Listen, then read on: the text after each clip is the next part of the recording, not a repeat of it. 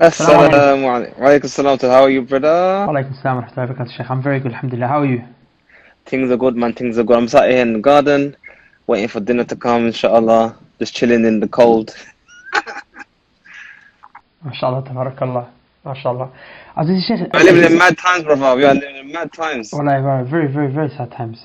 Very sad times. And already, bro, we just landed. And the first question is, where can I watch the Forex event?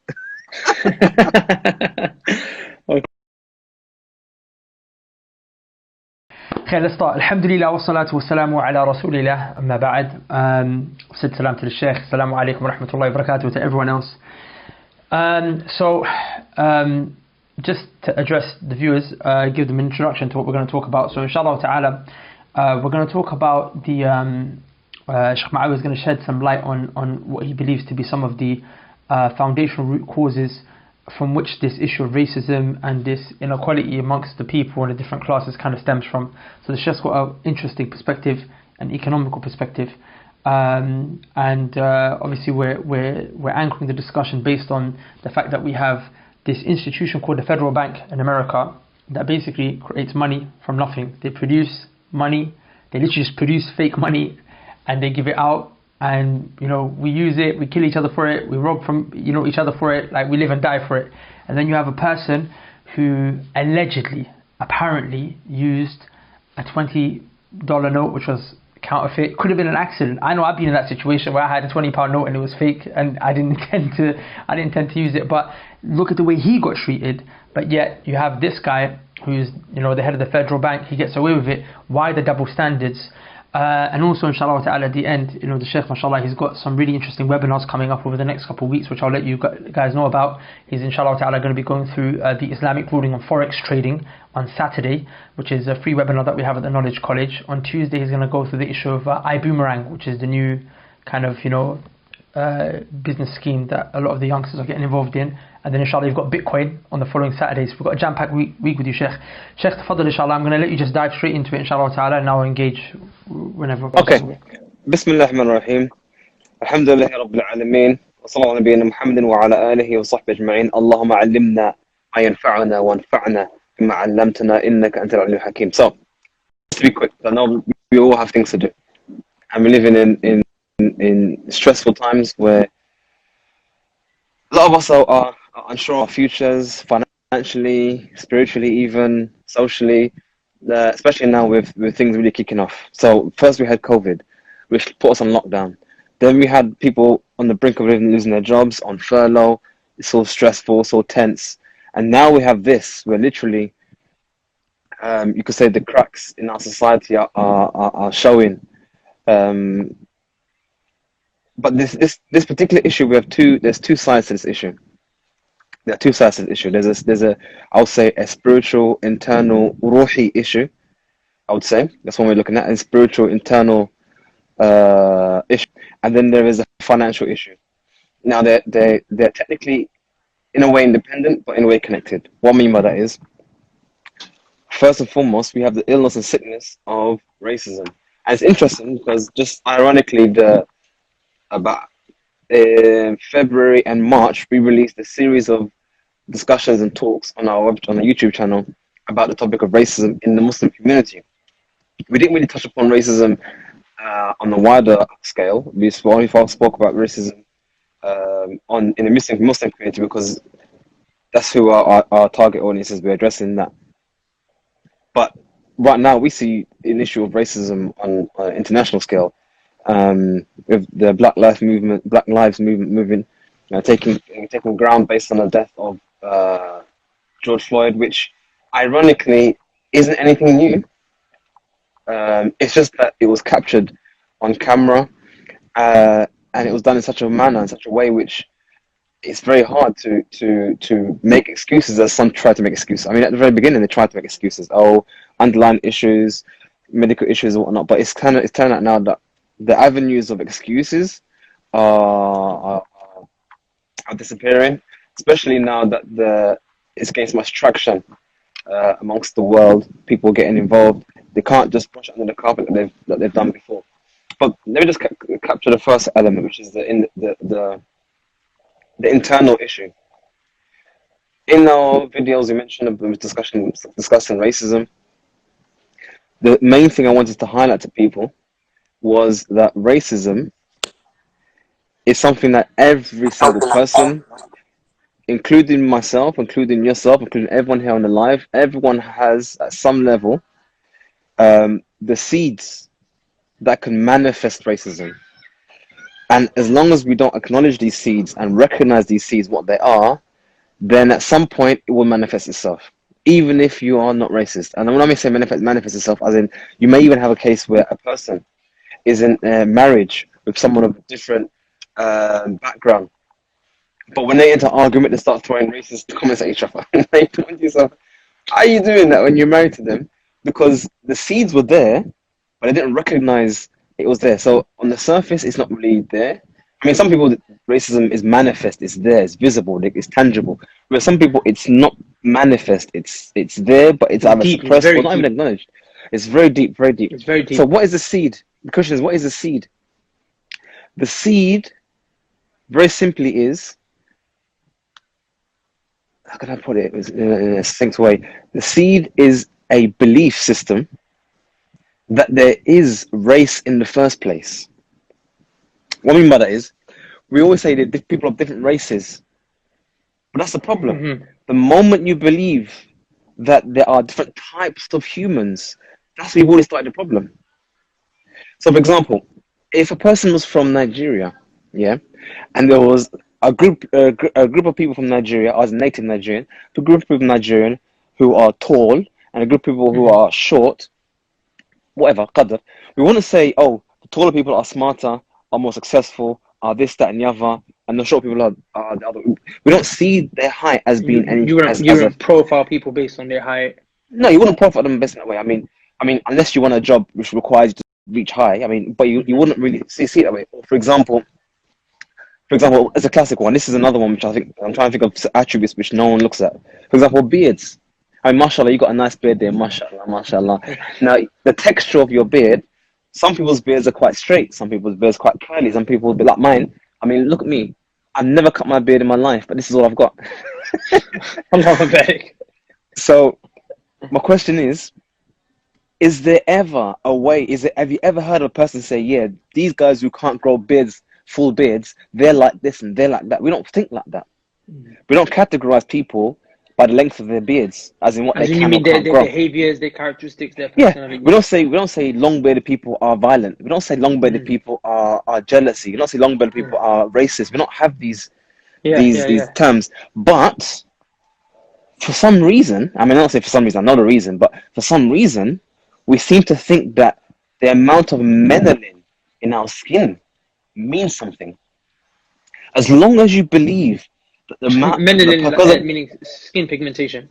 Yeah, so the pigment in a person's skin is due to the amount of melanin. So you have less than I do, but you have more than someone from England. So it's just a ratio of melanin in your skin.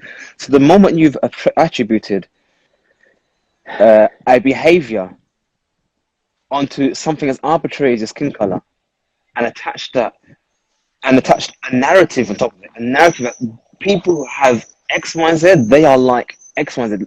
The fact that you believe that, that's at the core. And this applies even to Muslims. For example, I hear Muslims say all the time, oh, these Pakistan people like this. Oh, just the other day, actually, on one of my crypto groups, there was a big debate about one brother said, oh, Gujaratis are like X, Y, and Z. I said, astaghfirullah. What do you mean Gujaratis are X, Y, and Z? Are you telling me that every single person from the place of Gujarat behaves like this and is like that and is... And you mentioned a whole lot of things negative. I said, bro, that's racism. Don't be racist. Because I'm not being racist. This is how they are. Again, you see, this is how they are. Already you've built a box, you built a narrative, and you put these people in that box. The moment you believe that there is such a thing as those people, you've already fell into the trap. And unfortunately, and I know this might upset some people, even this idea that white people are like this, black people are like this, Asian people are like this, again, you'll fall into that same narrative. Are you trying to tell me that any one person has a monopoly on evil, or monopoly on righteousness, or monopoly on anything? Attributes, these are human attributes that some humans have and other humans don't have. And what encapsulates that entirely is what Allah says in the Quran, لا يسخر قوم من قوم عسى أن يكون خير منهم. Don't let one qawm, one nation, one group of people make mockery of another group. So again, the moment you believe the narrative that there is such a thing as those group and our group, us and them, you've already fell into that trap. That is a spiritual thing or an internal thing that is ingrained in the American narrative, in American culture. Even those who fight against racial inequality, they are still speaking in the narrative, in the language of racism. The fact that they're saying those people and our people, you're still in that same trap. You're still in the same trap. This is why I'm saying that on that aspect of the spiritual, there is no cure for, you could say, the African Americans, the white people of America, or any other place. There's no cure for them except Al-Islam. Until you believe that we are all from Adam, that we are literally all brothers and sisters. Some have big nose, some have small nose, some have straight hair, some have curly hair. As long as you all believe that we are all from the children of Adam, and what makes us good or bad is only what we do. Until that is your aqidah, your belief, your sickness will never remove itself. It will never ever remove itself. You can riot, you can protest, you can loot, you can do whatever you want to do. As long as you still believe that in your soul, it will always remain there. And I'm not just targeting black people, by the way. I'm targeting everyone. Those on this side and on that side. Even people who come out and say, yeah, we need to fight against racism. Yeah, do that. But how are you going to do that? As long as you still push the narrative that we actually are still different people, not one person, then you're still going to fall into that trap. You're still going to fall into that trap. And that's why you find the Messenger of Allah sallallahu alaihi wasallam treated all the Sahaba as one. And that's why you find, last point, that's why you find that when the Muhajirin raised up and said, oh Muhajirin, help Muhajirin, and the Ansar raised up and said, oh Ansar, help the Ansar, the Messenger of Allah described it as netina, as foul and repugnant. This kalam, this speech you're speaking is evil. These are the seeds manifesting itself where you already believe that if it's such a thing as this group you must support and that group you must be against. Already you're in that same nonsense. That's on that spiritual side. But then we have the financial side, which is what I want to try and get to today. Sheikh, just before you go into that, I just wanted to just echo something that you mentioned, which I think that's a very powerful point that you mentioned. I don't want the people to miss it, which is the fact that until we will realize that we are exactly the same and we came from the same source, this illness will never go. And what further accentuates that is not just to understand that we are all from one human, but to also understand that we are all slaves. Because you see, the concept of racism or elitism is this concept that I'm better than the other. You know, there is someone that I am better than. I am, akbaru minh, or I have some degree of greatness over this person. Lakin Allah is al-mutakabbir. Allah is the greatest. Allahu Akbar. He is the greatest, and He is the Rabb. He is the Master. And what is our relationship towards our Lord? Is that of slaves. So then now, when it comes to Allah subhanahu wa ta'ala, in relationship to Him, and that's really the paradigm through which we need to look at our relationship to our Creator. We are all creation, we are all makhlooq, we are all creation, and we are all slaves. And then Allah subhanahu wa ta'ala's Messenger sallallahu alayhi wa sallam, through divine revelation from Allah, He mentioned, as you just alluded to just earlier, that Allah Azza wa Jalla, He doesn't look at your ajsam, your bodies, your forms, your shapes. Rather, He looks inside of your hearts. So we're all slaves, and not one slave is not better than another slave except by virtue of his heart. So the more the person submits to Allah, and his actions and what he does, and his actions, what he does, exactly, the heart obviously would manifest from it. So the more a person corrects his relationship with his Lord, I believe that he gets that much closer towards ridding himself of his disease of racism. So then it just once again echoes that how much the ummah is in need of tawheed, and the real not tawheed in its just like theoretical sense, which a lot of brothers unfortunately like to talk about tawheed as if it's just like a just like some kind of abstract kind of thing. No, practically applying it, like you enslaving yourself to Allah, you're coming to the reality that you are low. We all come from, I mean put Adam alayhi salam to a side. We can all reflect just in our own personal lives. We all originated from seminal fluid. What's great about that? The white man come from seminal fluid. The one from Africa come from seminal fluid. The Asian, we all came from seminal fluid. That's our origins. So what is a person boasting or being excited about? So when we truly realize that for our relationship with Allah Azza wa Jalla, I think that will get that one step closer. I just wanted to mention that, Sheikh, but I really want to move on to this other point that you're going to mention, inshallah ta'ala, with regards to the financial scope, because most people are only talking about the spiritual issue right now, which I think is a big issue and a foundational issue. But mashallah, you have an interesting perspective. You're saying that racism is not just down to the internal issue alone, but also one of the things that's a catalyst towards creating this divide between the people is the people's economic situation. So Sheikh, please educate us on this. Yeah. So as you I'm not sure if you saw the videos, because we did in part as your knowledge college, we did Islamic finance. We covered the development and the manifestation of the current system, and we mentioned that in 1971 money was depegged, decorrelated, or pegged, meaning as in it was, each dollar was supposed to represent a piece of gold. When it was detached from gold, literally without exaggeration, there was a growing divide between a whole array of things. As in the society, the end result of this manifests itself slowly till it grew to what it is now. What I mean by that is, we see that over time, since 1971 until now, we see that productivity, what we produce, is going up, but what we are earning is not. We see that the number of rich millionaires or billionaires is increasing. I'll share it after this live. I'll share it on my thing. The number of rich billionaires are increasing, but the average income of the everyday person, household, is actually declining. So we see that the actual system we are living in right now is manifesting an environment of oppression. And at the core of this is riba. The Messenger of Allah sallallahu alaihi wasallam described riba as being 70 odd levels. The lowest level is like sleeping with your mother. Now, we live and we grow in a society of riba, and most Muslims don't even recognize how evil it is and what's actually going on. The destruction, the sheer level of destruction that it causes to society, we see it right now.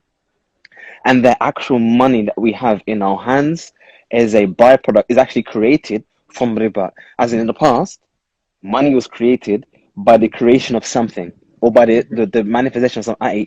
To get more money, I had to go out to find a mountain and mine gold. I had to find it. So I had to do something physically to manifest money.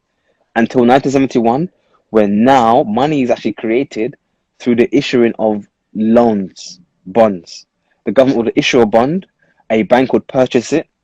So therefore, the government's already issuing a riba-based loan. The bank would purchase it and go to the Federal Reserve and sell it to the Federal Reserve for a profit. So the bankers are making money by issuing these bonds, and then the Federal Reserve pays them in money that doesn't even exist. So the money they're giving to the bankers, after they've sold it to them, is money that's newly created. So this actual money we have in our hands now is created. You mean just printed and it's not based on any value? It's just through the issuance of this loan. Which is exactly what I'm saying, counterfeit.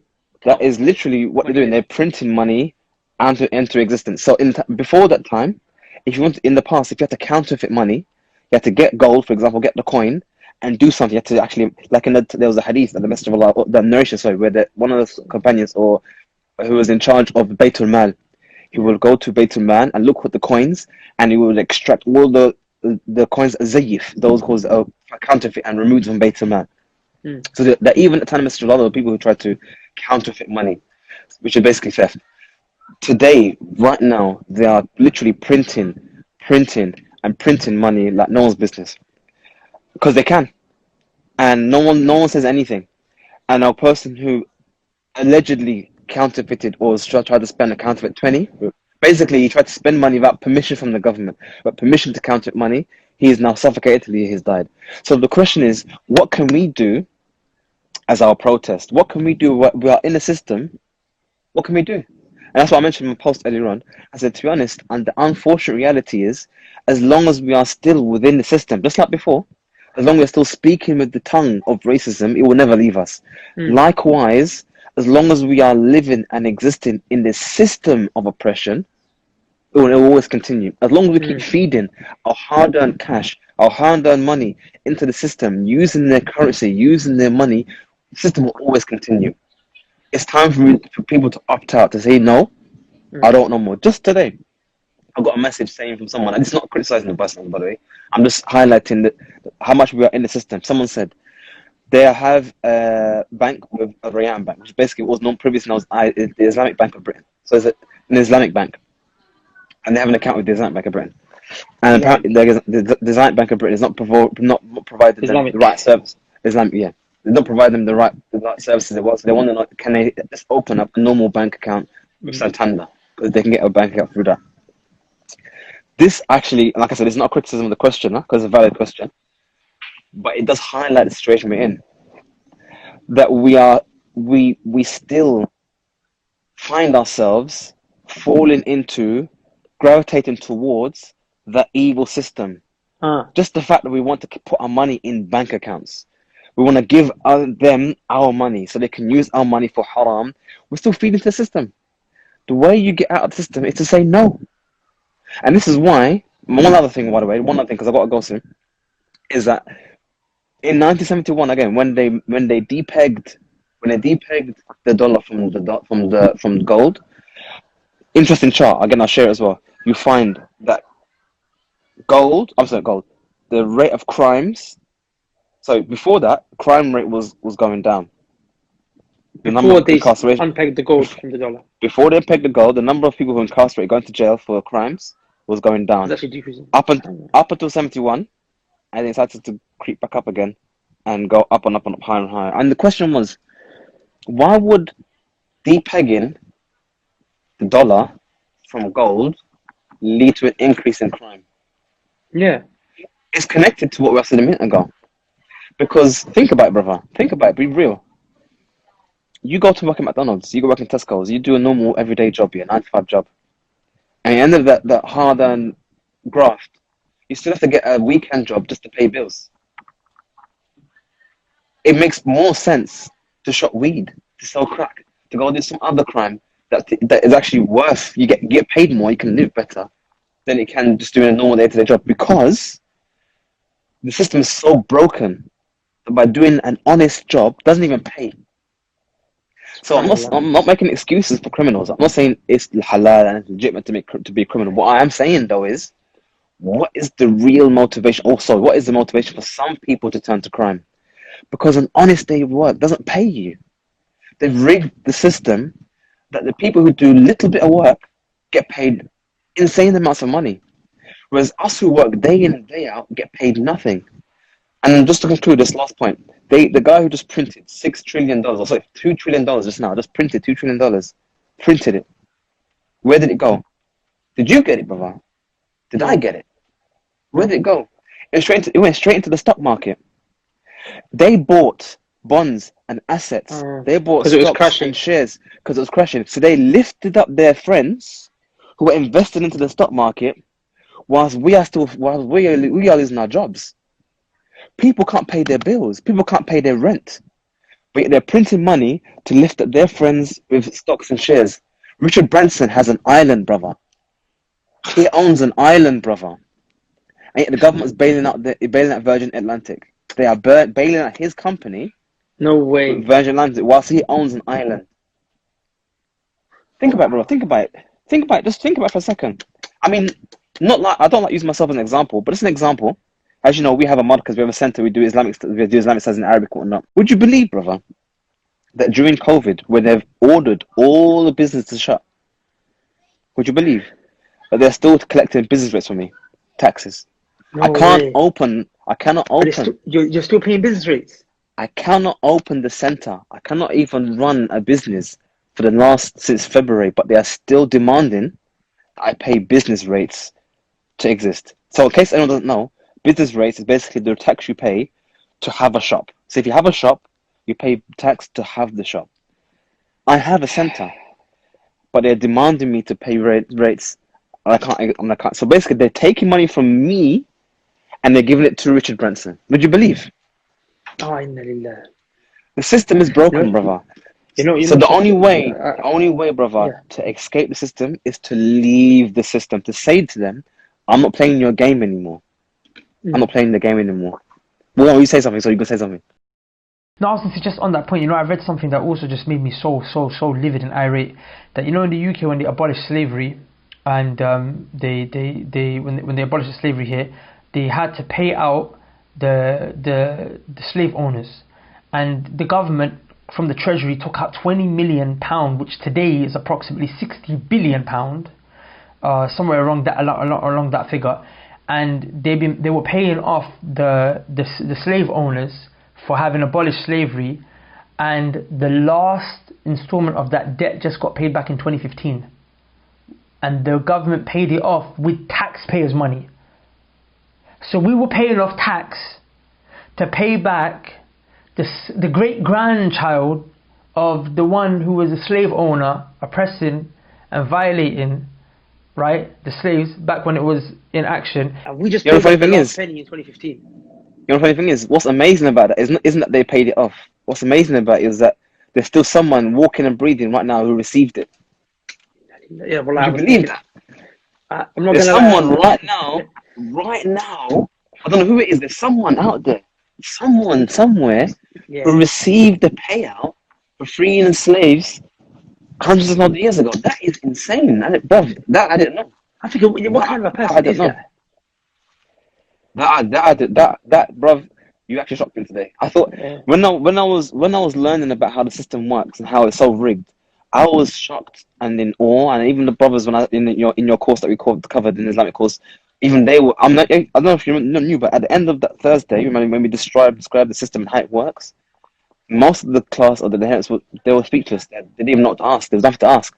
I said, "Do you have any questions?" There was like the most telling point was when brother said to me, "Brother, are you telling me that there's a company that just prints money and just gives? Are you telling me that's how it works?" And I'm like, he said to me, "How does that make sense?" I said, "Exactly, brother."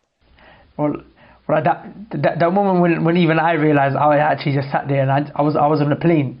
I remember you sent me that video series to watch, so I downloaded it on my YouTube.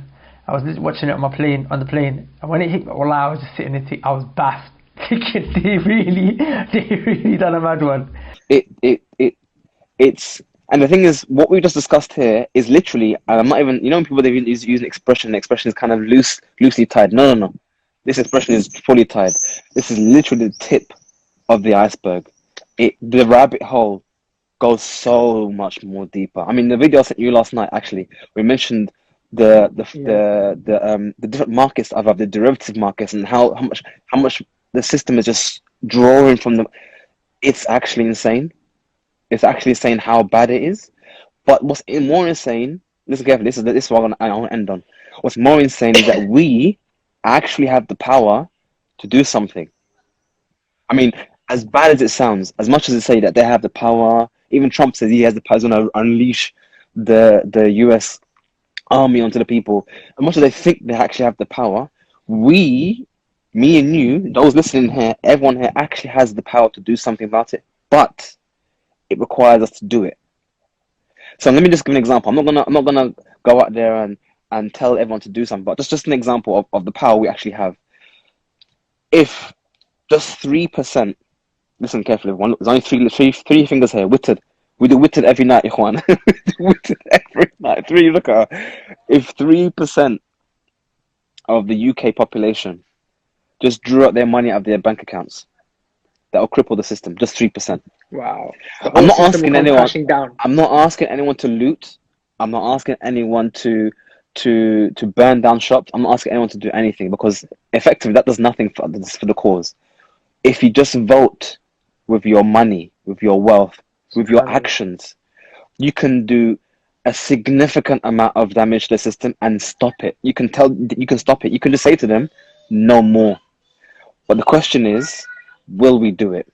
But just to explain to people how what's the connection between taking your money out and the whole system crashing down? Because banks, as for example, if you used to gather together all the money that was printed that we actually have in our bank accounts and put it in my garden, if you gather it all together, 90 97% of all money that we have doesn't exist. It's loans. As in, if I go to the bank and I get a loan, they give me a loan on money that doesn't exist. Banks create money, but we think of the Federal Reserve as creating money, but banks actually create money more than Federal Reserve, by the way. But they create digital money. Yeah. So my point is, if you say to the bank, no, Putting numbers, literally. No, I kid you, Bob. I kid you. Before I was Muslim, I had a friend of mine, a friend from secondary school. So he's not Muslim. I wasn't Muslim at the time, and he told me when we went to college, I did a bank thing. I said, what's a bank thing? I'm like, what are you talking about? He said, what happens? He knew a friend of his who worked behind the counter. So the scam was, he would go into the bank to do a withdrawal. So his friend behind the counter would put in the system that he made a deposit, and he would make a withdrawal. So basically he's withdrawing because banks have the power to just go into your account and put the numbers in your account. They can do that. They can put the numbers in your account. So my point is, because most of 97% or more of all the money that's in our bank accounts does not exist. So if only 3% of us drew out what was there, the banks would actually have nothing left. Subhanallah, zero. And that's what happened with Greece. Greece, when the economy collapsed about 4 or 5 years ago, the banks actually shut the doors because the banks were scared that if people start drawing, because that's what happened, people were going to the banks and drawing the money out because they were getting scared because the economy had collapsed. The bank said, no. They actually shut their doors.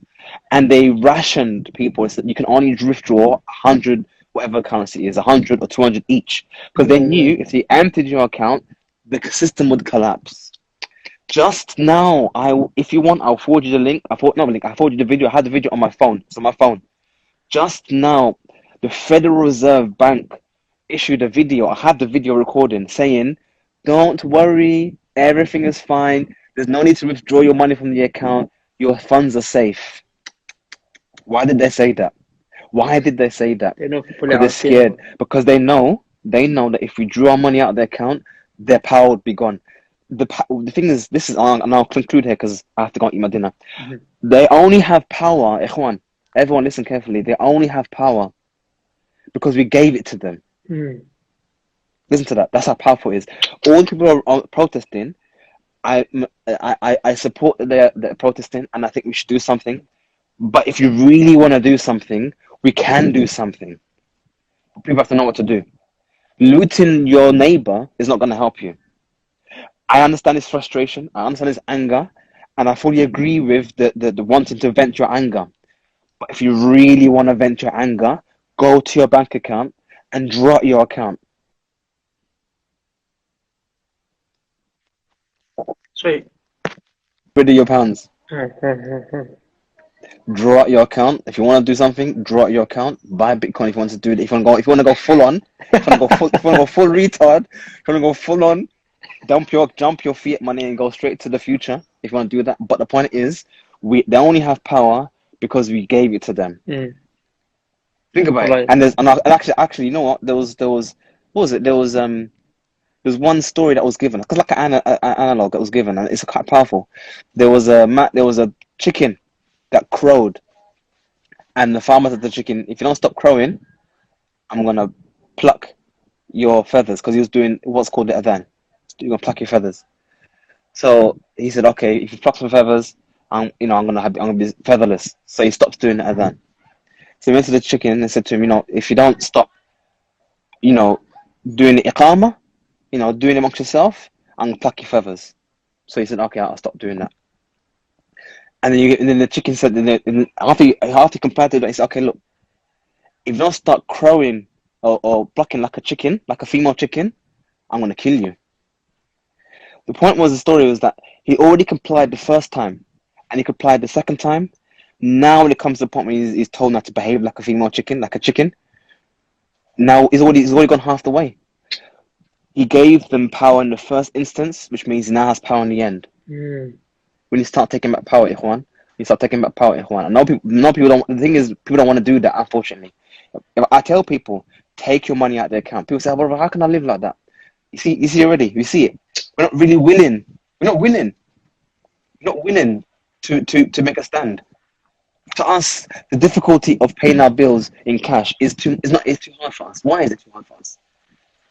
Take a stand, make a stand. Take your system money out of the riba system so they cannot use it, they cannot benefit from it, and hopefully maybe inshallah their system will collapse. Unfortunately, that is what it is. But anyway, we'll call it as it is. This Saturday, everyone, we have our discussion of Forex, which is another big system we have to discuss. Currencies, Forex, leverage, we have to discuss this. We are Muslim, and loads of Muslims want to make money, and they want to know about Forex. We need to discuss this. We just landed. I just landed in the group, bro. Remember, we just landed here. Someone's asking me already about Forex. Yeah, for the first thing. We have to discuss this. Muslims need to go back to our roots of Al-Islam, where we have our izzah, our power, and our strength financially by doing right things the right way. Not by following the kuffar in their way. Anyway, I'll leave it at that, inshallah. I don't want to bore you guys with my rants and on. Anyway, take care, everyone. I hope everyone is doing well. Just a brief summary. Try your best, ikhwan, to look internally. Look at your language. Look at how you speak to other people, how you speak about other people. Stop using the language and the narrative of racism. Stop saying, oh, I saw a black guy the other day, he did this ever. I saw a Pakistani guy the other day. Stop talking about people negatively in that language, because all you're doing is you're feeding in the same narrative. That's on spiritual level. Stop speaking. Say, I met a brother, I saw a person. There's no need to mention attributes that are irrelevant attributes. That's number one. And number two, start thinking smart. How can I financially be secure and make money in a manner that they can't benefit from? Think about it. Listen carefully. How can I live my life financially secure in a manner that disempowers them, takes away their quwwah? How can I do that? Join us for our webinar on Saturday and learn how you can get a glimpse of that. Or join our Bitcoin group, or just the next Saturday, we will discuss that in detail, inshallah. Inshallah. I'm going to let them know where all the links and all that is, inshallah, when you leave, because I don't want to hold you up. Yeah, inshallah. I know what I'm saying is a bit radical, but inshallah we can do something. Inshallah ta'ala. Barakallah feek, inshallah, only fi dunya wal akhirah. Take care of yourself. Guys, that was Sheikh Muawiyyah Tucker, very, very insightful graduate from the Islamic University of Medina, whilst also being an expert in Islamic finances and contemporary financial institutions.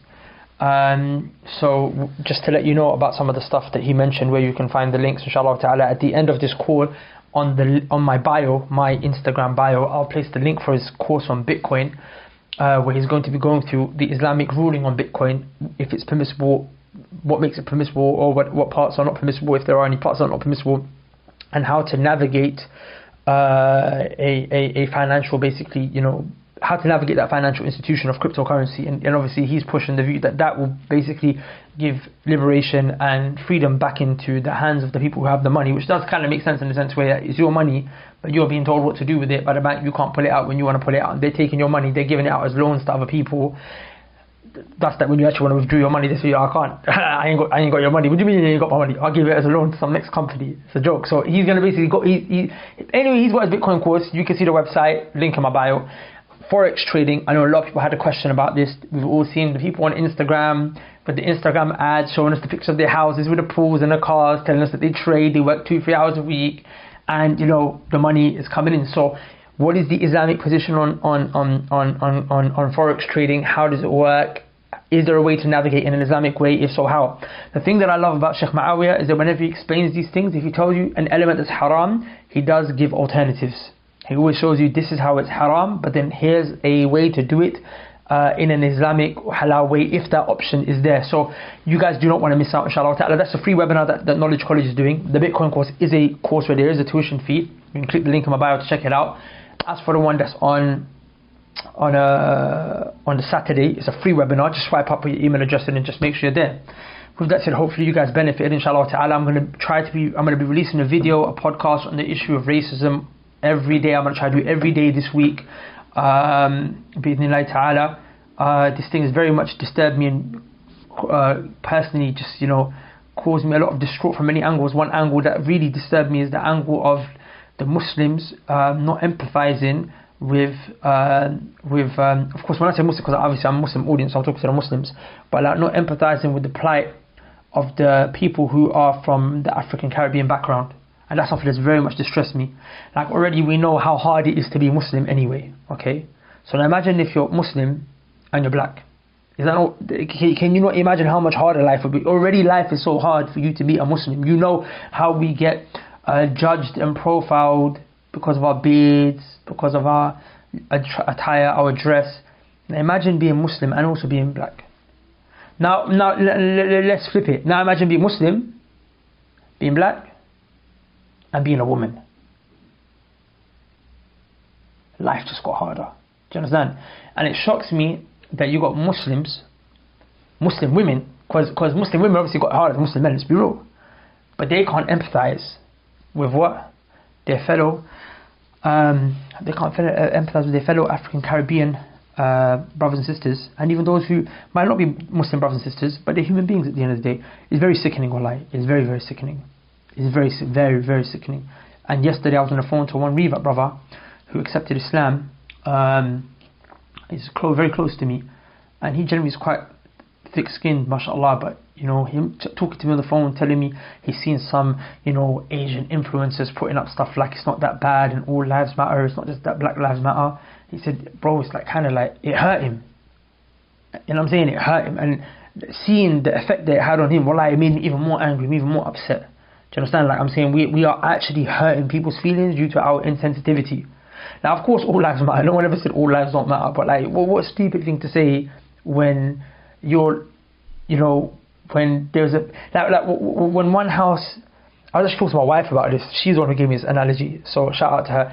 She said when a house is burning, well, of course, all houses matter. But you know, imagine calling up the fire brigade saying my house is burning, and they say all houses matter.